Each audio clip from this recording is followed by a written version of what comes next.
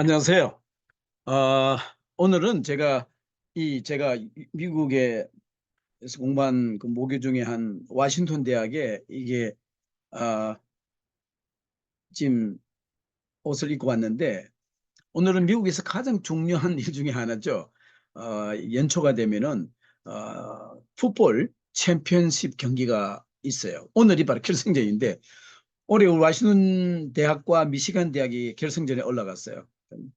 제가 그렇게 응원을 했는데, 좀 전에 미시간 대학이 워싱턴 대학을 꺾고 2023년 내셔널 챔피언이 됐어요. 좀 슬픈 소식을 안고 오늘 여러분과 함께 월십 102 신약 예배의 그 신약 예배 예술 부분, 첫 권 제가 지난번에 어제 보내드린 성경적인 예술의 예배에서의 음악과 예술 부분에 어, 신약 예술 예배의 예술 부분이 남아 있어서 제가 녹화를 했었는데, 그것이 잘못되어서 또 다시 여러분들하고 녹화해서 보내드리겠습니다. 자, 우리 여러분들이 가지신 신약 예배의 예배 예술을 한번 보시죠.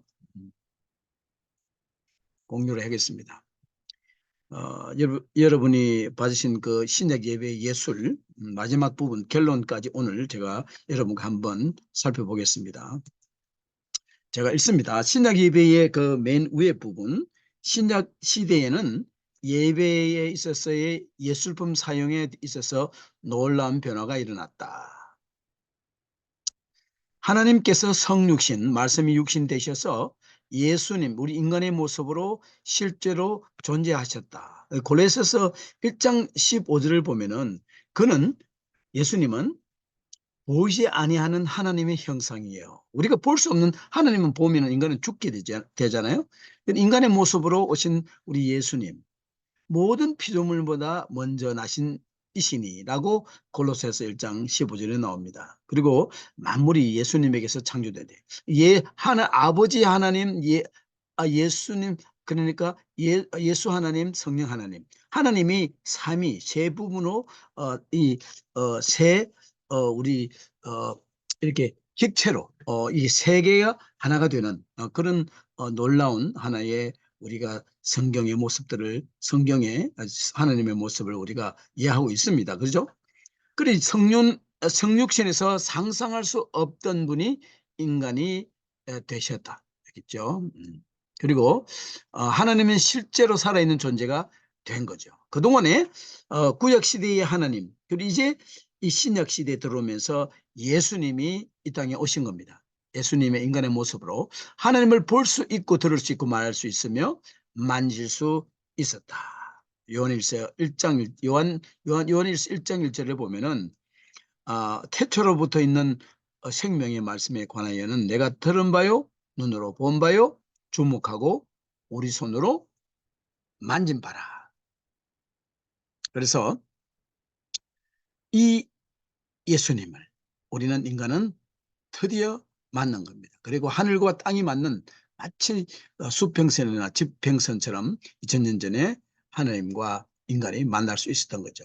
여기에 말씀이 육신이 되신 하나님의 영광이 있다고 말합니다. 요한복음 1장 14절에 말씀이 육신이 되어 우리 가운데 거하심에 우리가 그 영광을 보니 아버지의 독생자의 영광이요 은혜와 진리가 충만하더라. 예수님 안에는 그런 은혜와 진리가 충만합니다. 예수 안에서 하나님의 존재를 안다는 것은, 그것을 초대교회가 신과 인간 사이를 규정할 수 있는 연결고리인 상징성을 계속 지녔던 것이다. 특히 예수님은 베스트 스토리텔러죠. 비유, 패러블과 스토리, 이야기 등에서 나타나는 것과 같이 상징으로 인의 뜻을 전할 수 있는 것이다. 이러한 이야기를 통해서 우리 교회 공동체는 예수님의 그 존재를 경험할 수 있었죠. 그래서 우리 교회 안에는 많은 상징물들이 있어요. 특별히 그 세례에서의 물과 떡이죠. 아니죠. 잔과 그 떡이고, 그리고 우리 세례식에서는 물이 있고, 그리고 성찬식에는 떡과 잔이 있고, 그죠? 그리고 기름이라 하면은요, 초대교회의 1세기의 우리 크리스천들은 성도가 되는 과정이 아주 험난했습니다. 철저하게 훈련을 받고 검증되고, 왜냐하면 핍박이 많았고 배교들이 일어나고 잘못하면 많은 분들이 다칠 수도 있었기 때문에 철저하게 훈련 받은 뒤에 부활절 그날 새벽에 머리부터 발끝까지 온 기름으로 이 기독교로 이제 믿는 세례를 받는 자들은 그렇게 하루 새벽이 해가 뜰 때까지 준비를 해요. 그리고 그렇게 온몸이 기름으로 이렇게 발려지고 본인의 받는 사람의 코에는 그런 기름의 그 기억들이 생생하게 되겠죠. 그럴 때 새벽에 오고 해가 뜰 때에 그들은 드디어 입교식이 이루어지게 되는 그런 기록이 있습니다.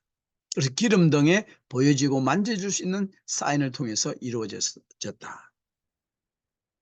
그래서 이런 상징물과 이 상징물들은 기독교 예배의 중심에 있으며 하나님을 만나는 주된 순환으로 남아있는 것이다. 역사를 통해 많은 교회들이 예수를 통해 아버지께서 계속적으로 우리에게 말하고 있다는 원리를 유지하고 있다. 저는 이 동방정교, 미국에서는 지난 한 20, 30년 동안 아주 새로운 하나의 그 흐름이 이 동방정교가 상당히 부흥하기 시작했어요. 동방정교는 아시다시피 이 그리스에 있는 교회의 모습인데 교회 예배만 한 3시간 돼요. 프리서비스를 해가 30분 있고 본 예배가 한 2시간 가까이. 제가 플로리다에 2000년대 초에 이 예배학을 공부하러 갔을 때에 우리가 같이 주일 날 아침에 동방정교회를 여러 사람들이 미국 목사님들하고 한번 찾아간 적이 있습니다. 예배를 드리러 갔죠. 정말 젊은 사람들이 많더라고요. 아무 악기도 없어요. 그런데 특이한 거는 교회 벽에도 큰 그 세인트들의 아이콘이라 그래요. 있지만 또 개인들이 조그만 성자들의 사진들을 아이콘들을 다 가지고 있더라고요. 그래서 내가 예배 후에 물어봤어요. 젊은 사람들에게. 당신들이 우리는 기독교는 하나님께서 우상 숭배를 하지 말라고 하는데 우상을 지나치게 숭배하는 거 아니냐 하니까 그렇지 않다는 거예요. 우리는 이 아이콘, 이 성자의 그 뒤에 있는 그 예수님, 그 하나님의 그분의 믿음을 보고 하나님을 우리가 이분을 통해서 바라본다는 거죠. 그래서 참 그림이 시각적인 풍부함은 있었어요. 그러나 그 청각적인 모든 찬양은 그야말로 아카펠라로 이루어지는 것을 봤습니다. 여기 보니까 정방교회는 아이콘 속에 하나님의 존재를 표현하고 있다. 그리고 가톨릭 교회는 교회 건물이죠. 교회 건물에 엄청난 여러분들이 유럽을 가보면은 예, 건물 자체에 엄청난 그때 교회가 돈도 있었고 중세 시대에 교회에 그리고 그들이 라틴어로 예배를 드렸기 때문에 캐톨릭 교회는 교회 건물 자체가 성경 말씀으로 이렇게 전하도록 지어졌어요. 스테인드 글라스라나 그다음에 스태츄 혹은 벽에 있는 여러 가지 창세기의 인간의 죄악과 하나님의 이 구원의 이야기들 그다음에 족장들의 이야기들도 그렇게 해서 오게 되면 그림을 보면서 벽에 있는 예술 작품들을 보면서 그들은 성경 하나님의 이야기를 이해할 수 있고 말이 필요 없었죠. 그래서 미술품과 교회 건물이 대단히 중요해요. 그리고 가톨릭교회는 건물 그리고 미술품과 스테인드 글래스를 통해서 그리고 우리 개신교들은 어때요? 더 많은 예술을 사용해 왔죠. 실제로 교회마다 전통마다 달라요. 건물과 강단, 성찬 식탁에 세례 식당들에 많은 주의를 주어왔다. 여러분들이 예배 드리고 있는 그 예배 한 교단 한 종류의 그보다 더 많은 다양한 교단들이 전 세계에 있다는 걸 알고 계십니다. 각 교단마다 강조하는 부분이 달라요. 하나님 쓰시는 부분이 다르다고 이야기했죠. 예수는 현대 예배에 살아있으며 전통교회와 현대교회 둘 다 새로운 예배에 있어서 그 위치를 잡고 있습니다. 자, 그래서 이제 결론을 들어갑니다. 자, 오늘 여러분들 이 공부한 일은 서론에 대한 이야기지만 아주 중요한 내용들도 들어가 있어요.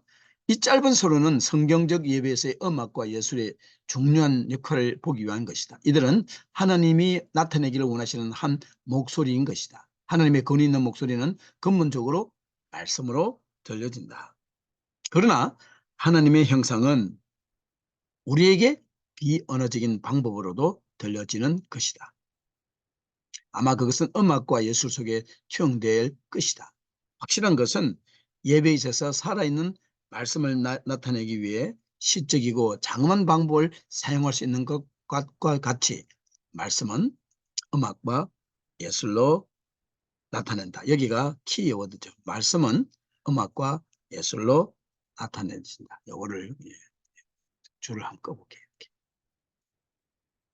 그래서 여러분들이 요 일과의 짧은 그 성경적인 예배에서의 음악과 예술을 살펴봤는데, 여러분들이 이제 공부를 이 내용을 가지고 복습을 하셔야 돼요. 저한테 보내줘야 될 내용이 그 뒤에는 학습 안내. 개인적 1부, 2부가 있는데 제가 여러분들하고 줌을 통해서 그 그룹 학습을 할 거예요. 그러니 개인적 학습을 철저하게 하기 바랍니다. 여러분하고 제가 질문할 거예요. 자, 첫 번째 보면은 우리 삶과 연결. 우리는 대화의 한 형태로서 음악과 예술의 뛰어난 점을 보아왔습니다. 당신의 삶 가운데 기독교 음악이나 예술이 실제로 당신과 당신의 영과 나 속에 있는 스피릿과 교제한 경험이 성령 체험이라든지 그런 거죠. 그런 것이 음악을 찬양하다가 어떤 감동을 받은 것, 예술의 그림을 보고 그런 것들이 있으면 적어주시고, 그다음부터 성경이에요. 여기 여러분들이 기록해야 돼. 사무엘상 10장 5절 6절. 제가 말했던 그 비형식적인 사용된 음악 사역. 이거는 사울에 대한 이야기, 사울 왕에 대한 이야기인데 한번 얘들 설명하시고, 역대상 두 부분. 그다음에 네 개. 모든 세계 역사적인 중요한 작곡가들이 지은 위대한 찬양이라는 칸티컬이라 하는데, 한번 이걸 보면 말의 매그니피카트, 누가복음 1장 46, 55, 그 다음에 The Benedictus 1장, 누가복음 1장 68, 79, The Gloria in Excelsis Deo, 지극히 높은 곳에서는 하나님께 영광. 누가복음 2장 14절. 그리고 한 개 더 있죠. 시몬의 The Nunc Dimittis, 누가복음 2장 29절 32절. 여기에서 이 각각 읽고 여기에 나 있는 감동적인 느낌들을 여러분들이 한번 자기 언어로 한번 적어보기 바랍니다. 그리고 이제 여러분들 꼭 알아야 되는 시와 찬송과 신령한 노래의 세 가지. 여러분들 교회에 뿐 아니라 이 초대교회부터 불러진 여러분들 아는 시편송이 뭐고 찬송이 뭐며 신령한 노래가 뭔가를 한번 참 적어보세요. 자, 그 다음에 우리 그리스도 찬양, Christ Hymn이라는 이것을 읽고 여기 놓은 내용을 읽고 여러분들이 찬양의 느낌들을 한번 적어보세요. 어떤 찬양이라고 생각이 든다든지 어떤 감동이 있다든지 요거를요. 그 다음에 출애굽기 25장 10절부터 20절을 읽으세요. 그래서 여기서 예술적으로 특정한 배경의 목적을 암시하는 구절을 발견할 수 있는지 간단히 서술하시고, 이 골로새서 15장과 1장 15절과 요한복음 1장 14절 보시고, 성육신이 어떻게 삼일체가 아니지 말씀이 육신된 하나님이 예수님이 이 땅에 오시는 것이 어떻게 표현되는지 한번 설명하시고, 그다음에 그 가운데 한번 보세요. 패러블과 스토리와 브레드 앤 와인, 워터, 오일, 이것이 어떻게 적혀져 있는지를 한번 적어보세요. 그 다음에 마지막으로는요, 적용이에요. 어플리케이션. 당신 교회의 최근 예배를 생각해 보십시오. 이분과에서 배운 것들 중 실제 예배에서 경험할 수 있는 것이 어떤 것이 있는지 한 가지 정도만, 적어도 한 가지는 적어야 됩니다. 여러분들이. 그 다음 그룹 토론은 이걸 여러분들과 줌 미팅에서 할 거예요. 이거를 하기를 원해요. 자, 여기까지가 여러분들 1과의 두 번째 강의입니다. 여러분들 여러분들 구약 개론도 공부할 게 많을 거예요. 그래서 이번엔 그 예배학 101, 102는 일단 볼륨을 좀 줄여드릴 거예요, 제가. 그러나 영어로 공부를 해야 되겠다는 연락이 와서 제가 예배학 101 했던 거를 제가 보내주기로 했습니다. 여러분도 101 이번 학기에 듣고 다음 학기에 102를 듣고 101을 제가 작년 2년 전에 했던 강의했던 것을 여러분 신청해서 기본적인 예배에 대한 여러분들 학습을 하도록 그렇게 하겠습니다. 그렇게 자 수고하시고 여러분 건강하시고 또 시간 다음 주에 또 2과 내용을 살펴보겠습니다. 안녕히 계세요. 네, God bless you. Bye bye.